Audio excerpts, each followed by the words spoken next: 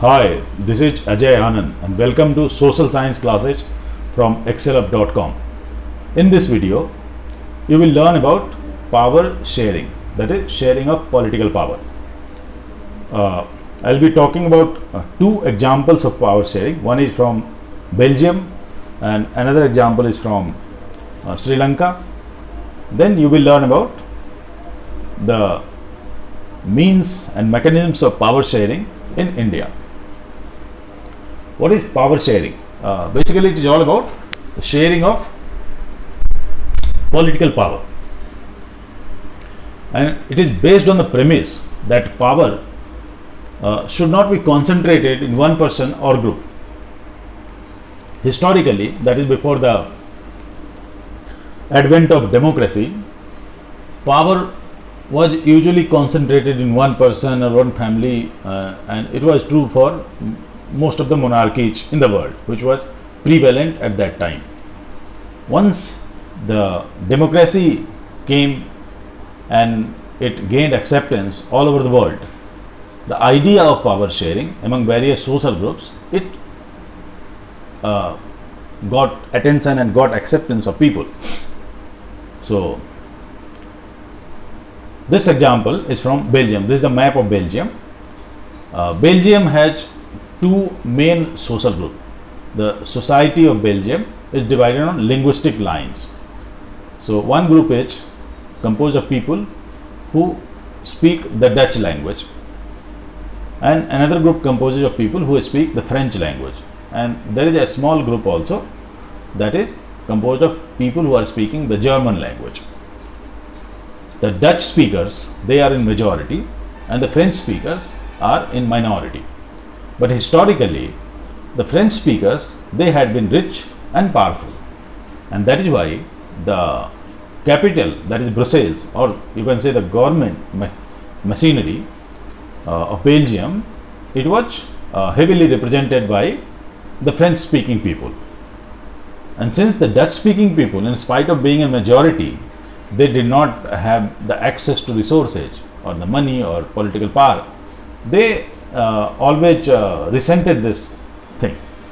So what happened in 1950s and 1960s, the conflicts for grabbing the power or conflicts for having equal stake at the resources and power, they started in those decades. But the political process in Belgium, it evolved in such a way that the people of Belgium, they devised a very good mechanism of sharing power among themselves.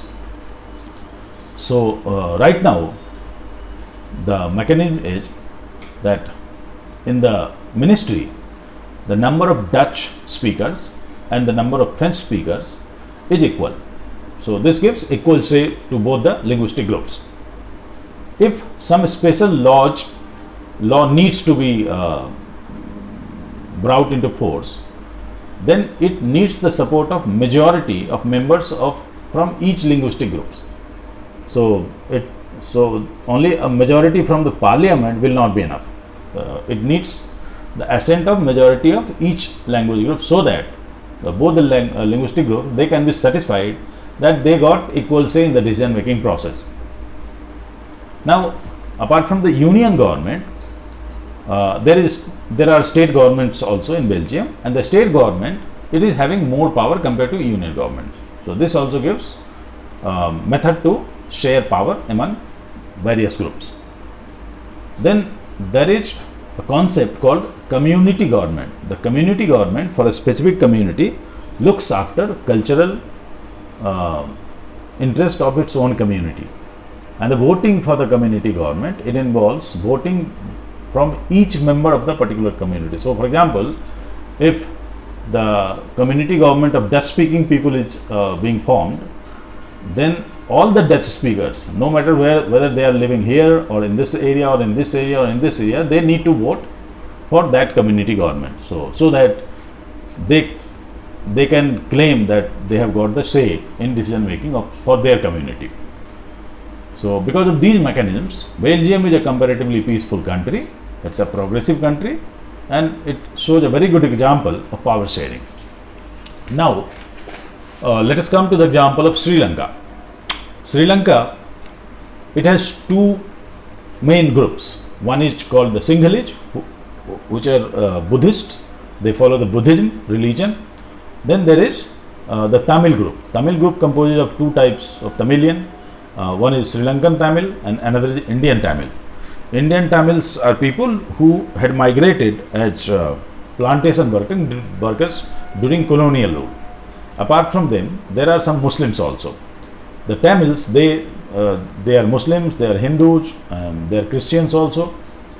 So Sinhalese are in majority and Tamils, they are in minority. So what happened in Sri Lanka in the 1956, the state machinery, it announced that the Sinhala, it became the only official language. So it ruled out any degree of respect or status to the Tamilians. Then preferential treatment was given to the Buddhism religion, and it annoyed the Muslims and other religious groups, and that is why the conflict started, and the Tamil groups, they started demanding separate state for their group.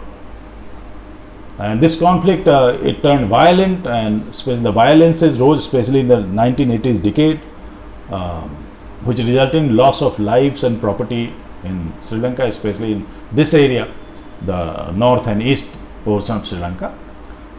Even right now, the Sinhalese group, it is having almost absolute control on the political power in Sri Lanka, and these Tamil groups, it has been subdued by force.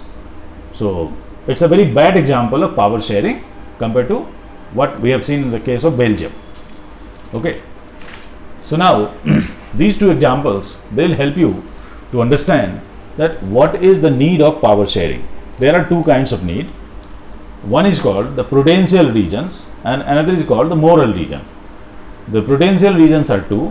One is to reduce conflict and the number two is to avoid majority tyranny. So what is why does conflict arises? Say for example, a parent is having say 4 children, or maybe even say two children. One of the children, it gets more attention, or say more toys, gifts, chocolates and all the things, and another child, he or she does not get so much attention. So time will come that the child will start feeling ignored and a conflict will arise between both the children. Okay. So in order to reduce reduce the conflict between children, what will happen? The parents need to ensure equitable distribution of resources in terms of whatever gifts, dresses, or maybe tuition classes or specific hobby classes or whatever. Okay, same thing happens in society also. So if a particular social group, it feels or it witnesses that most of the resources are being grabbed by another social group, maybe a majority social group, and another social group is getting preferential treatment, then the first social group, it will start feeling ignored, annoyed, and this will give birth to the conflict, which may result in social tension and violence also. So in order to reduce conflict, we need to have some mechanisms to share power among different social groups. Second reason is to avoid majority tyranny. So what is majority tyranny? The majority group, if it starts feeling that it has absolute power, it can grab anything, or it can have its say by showing the concept of might is right, then it will start in terrorizing the minority people. The minority people, they'll be forced to the brinks, they will be forced to the fringes of the society, and they will not be able to progress. So a time will come that even majority tyranny, it will start facing the problems of the votes of the minority community. Okay. Now the third reason is that to respect the spirit of democracy. The idea of democracy is that the government is selected because of popular choice. The people, they select the government, they elect the government. Okay. So the people who are in the government, they represent people and they have to work on behalf of the people, and that is why the moral reason is to respect the spirit of democracy. We need to have mechanisms of power sharing. Power sharing in India. In India, there are three, or we can say four mechanisms of power sharing. One is the horizontal distribution of power. So this is about the sharing of power among different organs of government. So there is legislature, there is executive, and there is judiciary, and all three of them, they have their own areas of power, and this has been done to ensure that none of these is having absolute power, because once a particular body gets absolute power, then it gives rise to autocracy, and it gives rise to unjust rule to the people. So the executive, it is answerable to legislature, so there is a method of checks and balance, and legislature, it is answerable to people. So every 5 year or at frequent intervals, the legislature will be changed because of elections. Judiciary, it has its own area of power, and it has to ensure that executive and legislature, they work as per the rules written in the constitution of India. Okay. Now there is vertical distribution, because it's a vast country, so there are two main tiers of government. The union government or central government looks after the topics of interest of center. So there are many topics which come under union list. Then this state governments, they have their own topics, and there are certain topics which are common, so they come under the concurrent list. After that, there is a third level also, that is called Panchayati Raj, which has to look after the local governance, especially in villages and municipalities. Then power is also shared in different social groups. India is a diverse country, and we have so many religious groups, social groups. So we have minorities, OBCs, that is other backward castes, SCs and STs, that is social scheduled castes and scheduled tribes. These groups, they had been devoid of so many opportunities and resources since historic times. So the policy makers and the constitution makers, they thought of devising certain mechanisms to give them equal opportunity, and that is why the OBCs, SCs and STs, they get reservation in government institutions and government jobs. They also get some prevalence in certain allocation of certain resources. Then the power is also distributed among parties and pressure groups. So you must have read that